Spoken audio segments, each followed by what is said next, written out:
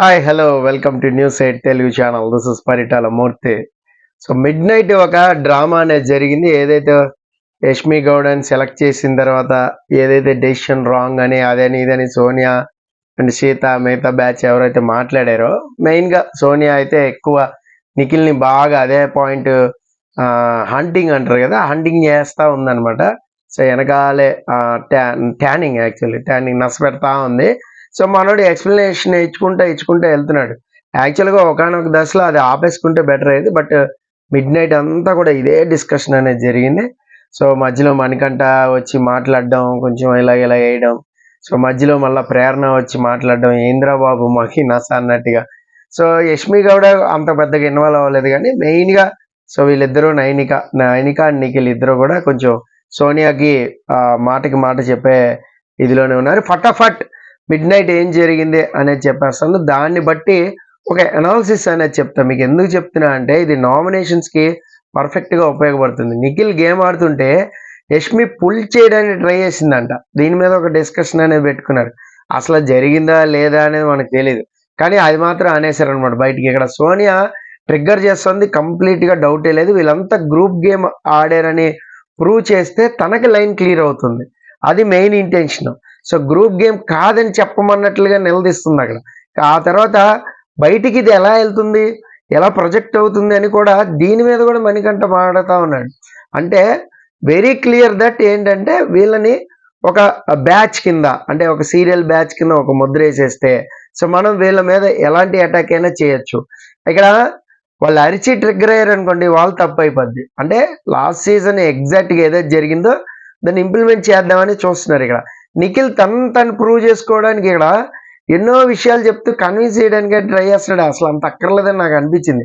మణికంఠ అయితే కొద్దిగా రాంగ్ ట్రాక్లోనే ఉన్నాడు, అందులో డౌట్ లేదు. చాలా డైలాగ్స్ రాంగ్గా కూడా వెళ్ళినాయి. ఏంటంటే ఇక్కడ యష్మిని తోలు బొమ్మలాగా నువ్వు చెప్పినట్టు ఉంటుంది కదా, అందుకని సెలెక్ట్ చేసుకున్నావులే, అది మీరు ముందస్తుగానే ఇలాగ ప్లాన్ చేసుకుని వచ్చారులే, అది మా అందరికీ తెలుసు. ఇలా డైలాగులు వేసేసరికి ఎవరైనా కూడా ఎక్స్ప్లెనేషన్ ఇవ్వడానికి వెళ్తారు. మేము ముందు అనుకోలేదంటారు, అలాగే మేము ముందు మాట్లాడుకున్నామని మీకు ఎలా తెలుసు, యష్మిని సెలెక్ట్ చేస్తారని మీరు ముందే అనుకున్నారా, మేము ముందే అనుకున్నాం మీరు సెలెక్ట్ చేస్తారని. అంటే ఇక్కడ ఎలా వచ్చింది అంటే ఎయిదర్ బేబక్క ఆర్ శేఖర్ భాష అని, లేదంటే ఈవెన్ నబీల్ ఆఫ్రిదీన్ చేసేసినా కూడా ఇంత పెద్ద రచ్చ ఉండేది కాదేమో. అక్కడ నిఖిల్ డామినేషన్తో కొద్దిగా యష్మికి ఫేవర్ చేసినట్లుగా చేయడం అనేది వీళ్ళు జీర్ణించుకోలేకపోతున్నారు. అక్కడ ఫేవర్ చేశాడా లేదా అనేది ఆల్రెడీ నేను ప్రీవియస్ వీడియోలో చెప్పాను, అది కూడా చూడండి.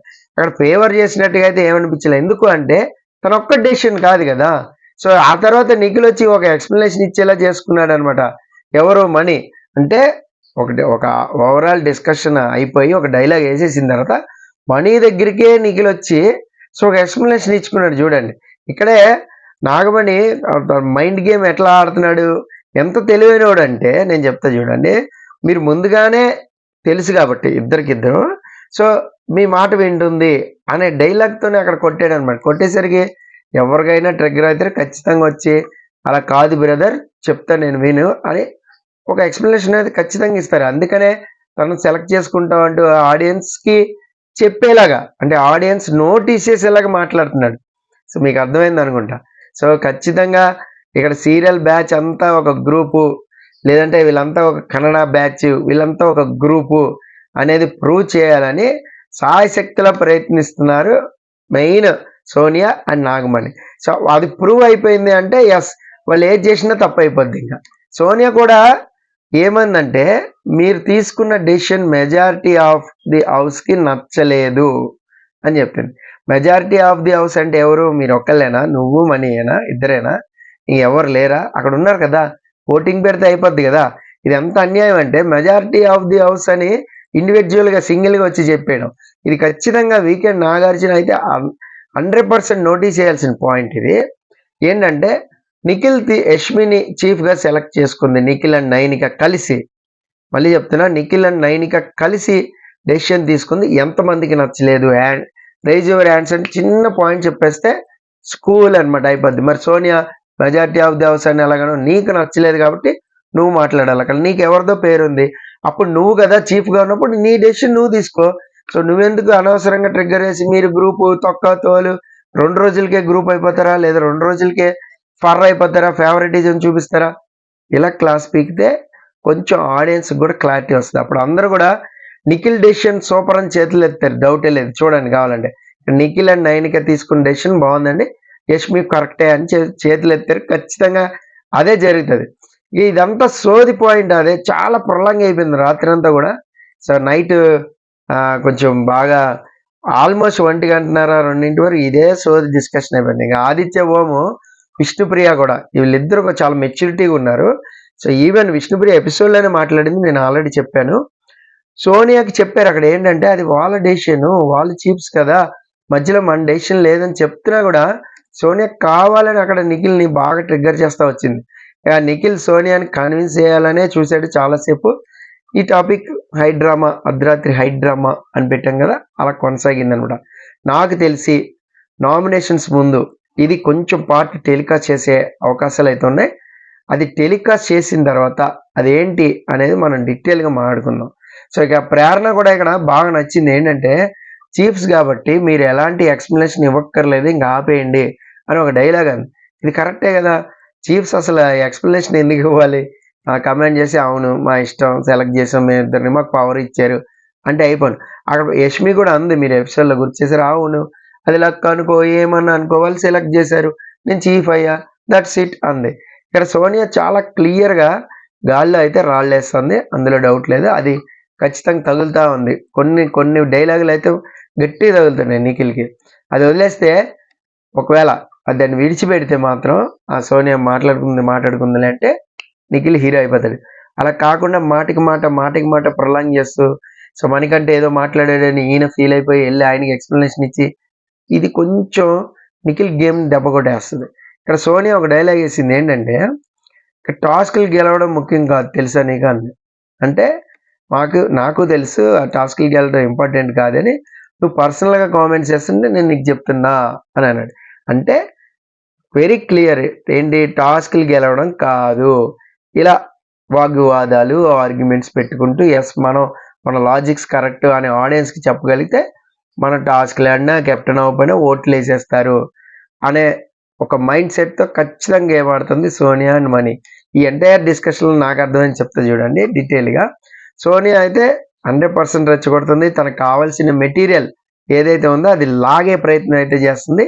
ఇది క్లియర్గా తెలిసిపోతుంది. తెలియకుండా ఆడితే మాత్రం ఆడియన్స్ అవును కదా, నిజమే కదా, సోనియా అన్న మాటలన్నీ కరెక్టే కదా అనుకోవచ్చు, బట్ బయటికి తెలిసిపోతుంది. ఇక మణికంఠ గేమ్ అయితే క్లియర్గా అర్థమైపోతుంది. తన డైలాగులతో తనే చెప్పేస్తున్నాడు, వాళ్ళని రాంగ్గా ప్రూవ్ చేయాలని చూస్తున్నాడు.